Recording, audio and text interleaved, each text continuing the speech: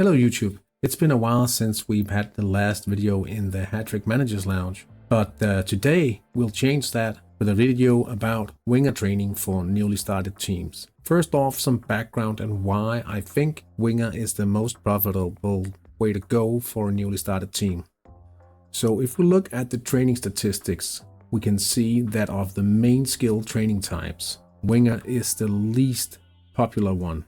Only 17% of all managers train winger. If we look at the other end of the table, we have playmaking, and we have 30%, by far the most popular type of training. So why is it that if we look at 20, 21-year-old players, the most expensive players are actually mono-skilled wingers? And the reason why that is because playmaking trainers need these guys. There's not a lot of managers actually producing these players.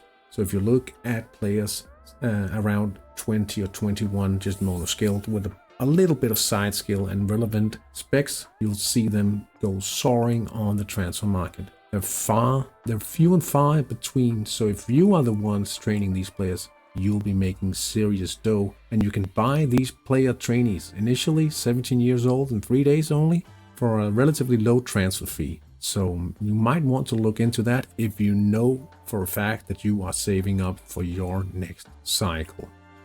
If we look at the transfer history in my San Marino team Inter Calvajal, you can see that I've trained Johnson Odom, Julio Mercado, Tully, and Delio Mignarelli as wingers for approximately 2 seasons, and I've sold them for, this is kroner, so this is multiplied by 10, but 4.1 million euro. 4 million euros, 3.4 and 3.3 million euros.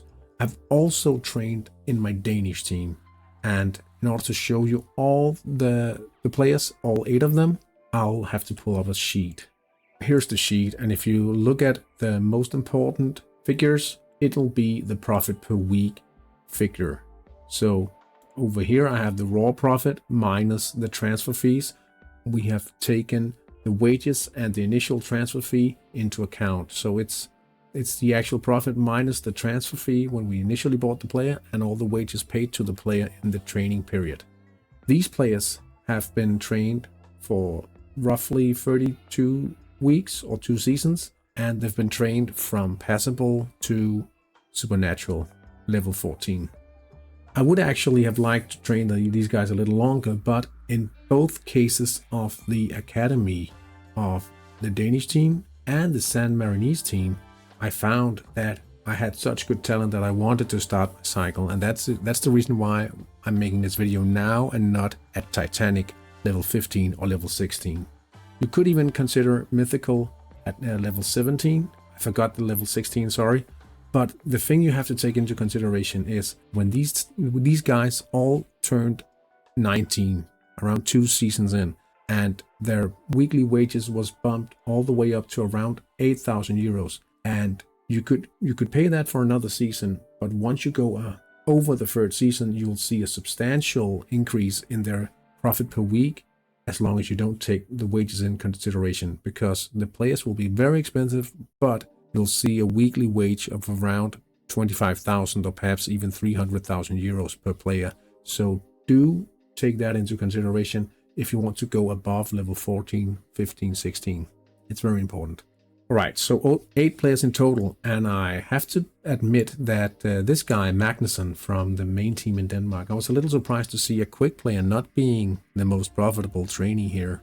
It would seem that headers are actually quite profitable, 2 of them coming from Denmark, and I'm really surprised that the quick player wasn't the most expensive one. And another funny note about Magnussen was that he didn't even turn 19, so it could actually be because of a wonky transfer compare. I'm not entirely sure about that. I also have to mention that the players in the KCF training did actually miss 1 week's training because we had to train a super talented goalkeeper in defending 1 week before we sold him. I had to do that. So that's actually worth noting when looking at the profit per week as well. We could have sold these guys a week earlier. Also, we had 2 players trained in the 50% spots in Inter Calvajal. That was Danielson and Keck. And then we had 1 player, Lo An Wen, training in Calvajal on such a place, and that would be the fullback slots. But most of the time, these guys would actually get 66% of the training because we played friendlies with the two teams and we played with cup rules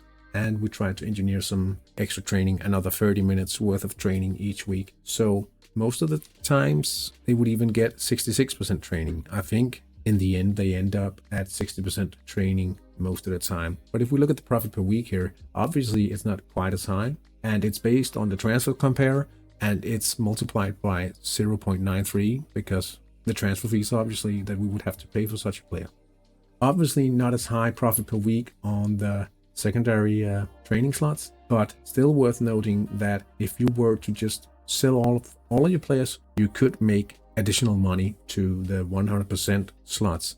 But if we have to conclude, even just training 100% players with wingers is very, very profitable.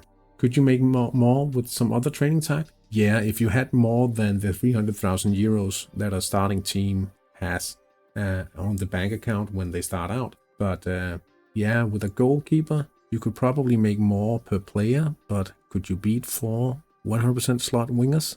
I doubt it. So, like a final part of the background to why I decided to train wingers. Actually, when I came back and started my Danish team, I thought, all right, of course I'm going to train playmaking because playmaking, midfield rating, super important for my team. All of a sudden, I started researching a bit more. I looked into Papa Mish and his cycle videos, and I realized wingers, raw wingers, that's the kind of player that a new team would be able to produce. And as soon as I realized that, I just popped my playmaking trainees, the first ones I bought, and then I sold them off, and then I bought winger trainees instantly. And with my San Marinese team, I just instantly went for wingers when I started up that team. And my new secondary team in Denmark also applying the winger training strategy initially in order to gain money for whenever something interesting happens with the youth academy or anything like that. All right, so that was a final bit of a background to why I'm making this video right now. So if you just started, train wingers. That's the obvious choice if you want to make money for your upcoming cycle. Other than that, I only wish you guys to have the greatest possible youth pool this coming week in Hattrick. And I'll see you out there. Thanks for watching.